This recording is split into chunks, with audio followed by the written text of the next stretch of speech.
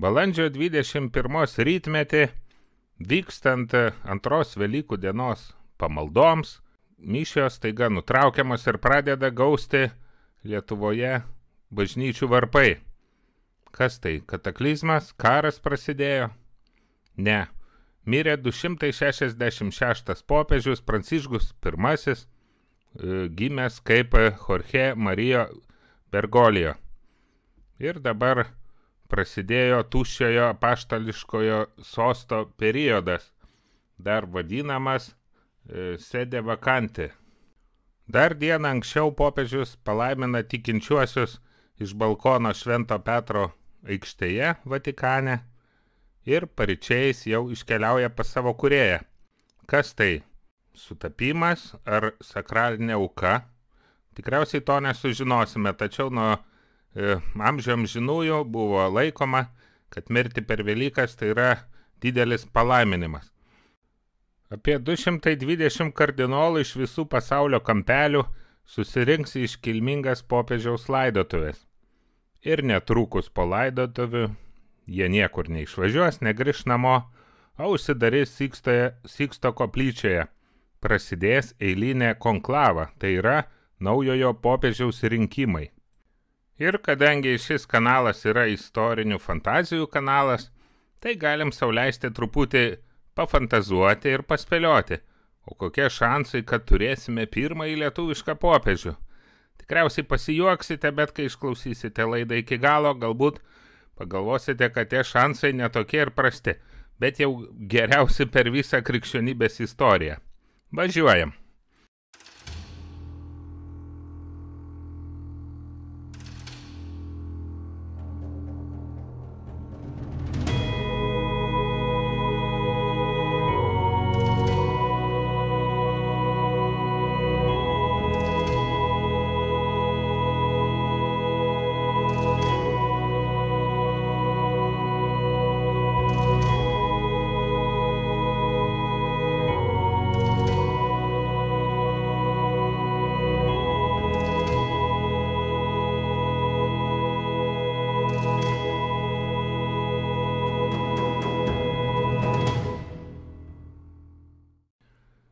Tiesa, naujojoje konklavoje dalyvaus ne visi atvykę kardinolai, o tik tie, kuriem yra mažiau negu 80 metų. Vyresni, tai vadinami kardinolai emeritai, arba liaudiškai senjorai, pensininkai, jie jau dalyvauti rinkimuose negali. Na ir kiek tada mes šansų turime pamatyti soste lietuvį? Ir visų pirma, turime užduoti savo tokį klausimą. O kiek lietuvių gali pretenduoti į šventąjį sostą? Kiek lietuvių gali tapti popiežiais? Iš čia pasirinkimas iš 1, 2, 3. Nu, daugelis tikriausiai nustebsite, kad popiežium gali būti išrinktas bet kuris katalikas, krikštytas katalikas. Tai Lietuvoje, jeigu 74 procentai gyventojų yra katalikai, pusė iš jų vyrai, atmeskime dar nepilnamečius ir senjorus, na ir vis tiek gausime stipriai virš 500 000 pretendentų. Tai jeigu apšviestų konklavoj kardinolų šventoji dvasia, tai galėčiau atsisėsti į sostą ir aš. Tikriausiai pasijuoksite, kad teorija, praktikai tokių pavyzdžių nebuvo. Iš tikro tai buvo, jau prisiminkime patį šventąjį Petrą, žveją tapusi pirmuoju popiežium, joks jis ne kardinolas, bet ir vėlesniais laikais jau bažnyčios pačioj klestėjimo viršūnėje, nu bent 3 popiežius tai žinau, kurie buvo išrinkti nebūdami iki tol kardinolais, o giliau pakapšius gal ir daugiau tokių pavyzdžių atsirastų. Taip pat ilgus šimtmečius buvo tokia tradicija nerašyta, rinkti popiežius italus, tai apie 200 popiežių ir buvo italų kilmės, tačiau netgi ankstyvaisiais laikais buvo nemažai išimčių. Buvo kilusi ir iš Sirijos, ir iš Graikijos, ir netgi iš Afrikos, nes Šiaurės Afrika buvusios Romos imperijos krikščioniškosios valdos. Kai buvo antipopiežių era, buvo ne vienas ir prancūzas, vokietis buvo, netgi Anglas vienas popiežius buvo, Olandas, Ispanas, Portugalas, Austras, o 20 amžiui ta sistema galutinai subliuško, kai vienas po kito į sostą atsisėdo Lenkas, Vokietis ir Argentinietis. Taigi, bent šiuo kampu žiūrint, kažkokių didelių apribojimų tikrai nebėra. O dabar pažvelkime iš istorinės perspektyvos. Ilgus šimtmečius Lietuva buvo rytinis katalikybės forpostas, skydas, kuris dengė Europą, katalikišką Europą nuo Maskvėnų ordų ir nuo kylančios Osmanų imperijos. Matyt, tikrai turėjo pamaloninti Vatikanas už mūsų pralietą kraują daug įvairių kardinoliškų postų. Tačiau, o stebuklė, pasirodo per visą Lietuvos didžiosios kunigaikštystės gyvavimo laikotarpį mūsų aukos nebuvo deramai įvertintos. Turėjome tik vieną kardinolą, Jurgį Radvilą. Tai iškart kyla klausimų, kiek tą postą lėmė Radvilų pačių įtaka ir pinigai. Ir taip pat faktas, kad Jurgio tėvas buvo ne kas kitas kaip Mikalojus Radvila Juodasis, europinio masto politinė figūra ir svarbiausia aršus protestantas. Po jo mirties be abejo Vatikanas labai norėjo, kad jo galingieji palikuonys būtų patraukti į katalikų pusę ir dėl to paskyrė tokį postą.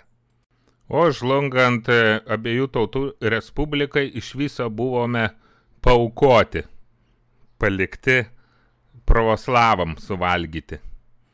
Nei Vatikanas mus užstojo ir netgi nesudrausmino taip vadinamuose padalinimuose arba, tiksliau sakant, karuose dalyvavusios Austrijos. Taigi, panašu, kad ilgus amžius katalikiškosios Vatikano politikos mes tikrai per daug neįtakojom. Tačiau viskas pradėjo keistis 20 amžiaus gale ir rutuliotis tiesiog žaibišku greičiu. Šaltojo karo įkarštyje pačiame 1978 metais konklava išrenka naują popiežių, Lenką Karolį Vaitylą, kurį mes su jumis žinome kaip Joną Paulių II. Ir jisai tampa viena iš 3 galbūt pagrindinių pasaulio asmenybių, kurios daugiausia prisidėjo griaunant sovietinę imperiją.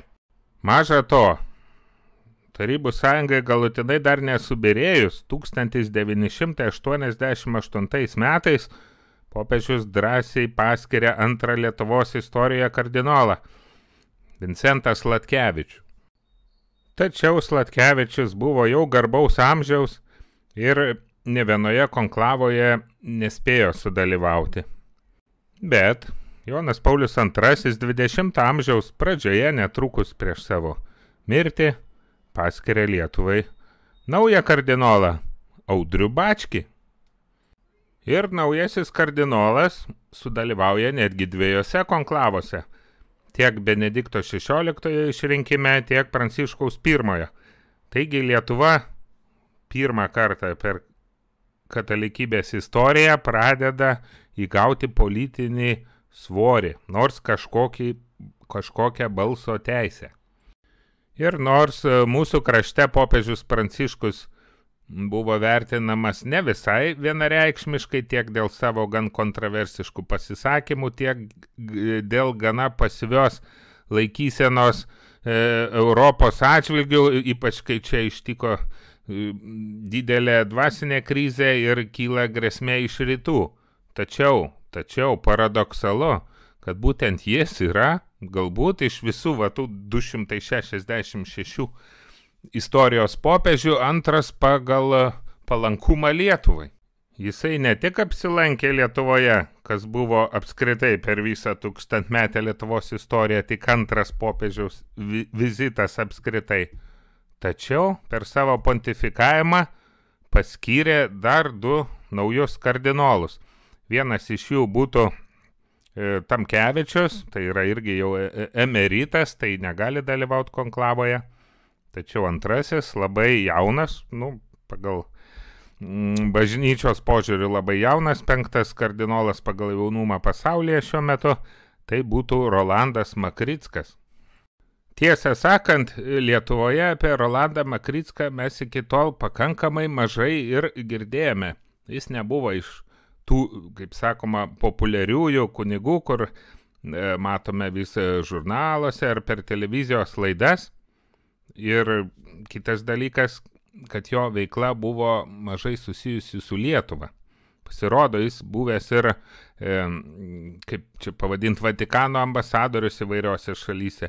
Ir į sekretariatą Vatikano eina, tai reiškia į popiežiaus vyriausybę. Dar labai įdomu, kad kardinolo Makricko karjera įsibėgėjo jau būtent apsirgus popiežiui nepagydoma liga ir matydamas, kad matyt nebeilgai liko šiai žemę vaikščioti, popiežius jam ištikimus ir patikimus žmonės pradėjo labiau proteguoti. Tiesiog ten žaibiškai tapo vyskupu ir vėliau kardinolu. Tiesą sakant, visai neseniai prieš pat kūčias 24 metų gruodį. Ir dabar viena dar labai įdomi detalė, kad būsimąjį kardinolą buvo paskirtas šefuoti, taip pavadinkime, Šventosios mergelės Marijos Romoje Didžiosios bazilikos irgi kardinolas, kurio vardas Stanislavas Rilko. Pasirodo, jis yra Lenkas ir mūsų Makrickas tapo jo koadjutoriumi. Tai aš net nežinau, kaip čia tiksliai ir išversti, kaip čia arkivyskupo padėjėjas ar panašiai. Ir kadangi tam Stanislavui Rilko būtent šiemet 25 metais Liepą turėtų sueiti 80 metų, taigi jis taptų emeritu, tai panašu, kad į jo vietą Makrickas kardinolas ir buvo ruošiamas. Taip pat tokiu būdu popiežius Pranciškus netgi jau tokį mini bloką buvusios abiejų tautų respublikos aplink save burti pradėjęs buvo. Atrodytų, šiandieninė popiežiaus mirtis jo būsimus planus galbūt gali sujaukti arba nubraukti visiškai, tačiau dar vienas labai įdomus ir labai keistas dalykas. Popiežius netgi po mirties toliau proteguoja mūsų kardinolą. Paaiškėja, kad paskutinis priešmirtinis popiežiaus prašymas, pageidavimas, tai būti palaidotam ne Petro bazilikoje, ne pagrindiniam visų popiežių panteone, o būtent šitoje švenčiausios mergelės Marijos Didžiojoje bazilikoje. Maža to, vienas iš laidotuvių pagrindinių organizatorių turi būti būtent kardinolas Makrickas. Dabar pažiūrėkime, kaip įdomiai gaunasi. Tiesa, šioje bazilikoje irgi yra palaidotas keletas popiežių. Tačiau ši tradicija jau nutrūkusi prieš daugelį amžių. Paskutinis atgulęs 17 amžiaus pabaigoje, tai maždaug prieš 350 metų. Kodėl dabartinis popiežius priima tokį netradicinį sprendimą? Oficialusis paaiškinimas, kad tiesiog popiežiui Pranciškui labai jau patiko ši bažnyčia, tai patiko, kad nutarė, kad čia reikėtų ir atgulti. Tai tokia versija išvis neatlaiko jokios kritikos, nes popiežius tai yra pasaulinio lygio ir politinė figūra, ir kiekvienas jo sprendimas turi būti labai gerai pasvertas ir siekti kažkokių tikslų. Taigi pabandykime dabar kartu tą tikslą ir apčiuopti. Visų pirma, popiežius negali paskirti savo įpėdinio. Maža to, jis net negali prieš mirtį už kažką akivaizdžiai proteguoti, už kažką pasisakyti, todėl, kad popiežius renka šventoji dvasia, apšvietusi kitų kardinolų protus. Tačiau popiežiai visada galėdavo siųsti netiesioginius signalus, kažkaip parodydami savo sekėjam, šalininkam, taip vadinkim, partijos nariam, kas būtų jam priimtinas būsimasis kandidatas. Taigi, po tokio sprendimo, iki tol mažai kam žinomas kardinolas iš Lietuvos, netrukus atsidurs viso pasaulio dėmesio centre laidotuvių metu. Ir visi kardinolai matys, kad būtent jis buvo popiežiaus išrinktas palydėti jį paskutinę kelionę. Visai gali būti, kad kardinolas Makrickas taip ruošiamas netgi ne šiai, o sekančiai konklavai. Tiesiog, kad užsiaugintų dabar pakankamai, taip pavadinkim, politinio svorio. Galbūt, jeigu popiežius Pranciškus dar būtų kiek pagyvenęs, būtų nutikę kitaip. Bet kokiu atveju mūsų laukia tikrai gana įdomi intriga, kai pagaliau lietuviai irgi kažkokį, kaip sakoma, vėją padaro Vatikane. Nereikėtų pamiršti, kad pati šita Mergelės Marijos didžioji bazilika yra pakankamai ypatinga Romoje, viena iš kelių pagrindinių Romos bažnyčių, ir iš jos taip pat būdavo kaip laiptelis, tramplinas ne vienam kardinolui vėliau tapti popiežiais. Ar šis Velionio popiežiaus palankumas lietuviui kardinolui tikras, ar man tik taip vaidenasi, netrukus sužinosime patys, nes konklava prasidės realiai tai už kelių savaičių. Taip pat belieka tik paspėlioti, kodėl popiežius Pranciškus būtų į tokį tandemą seno kardinolo Lenko ir jauno lietuvio taip palankiai žiūrėjęs.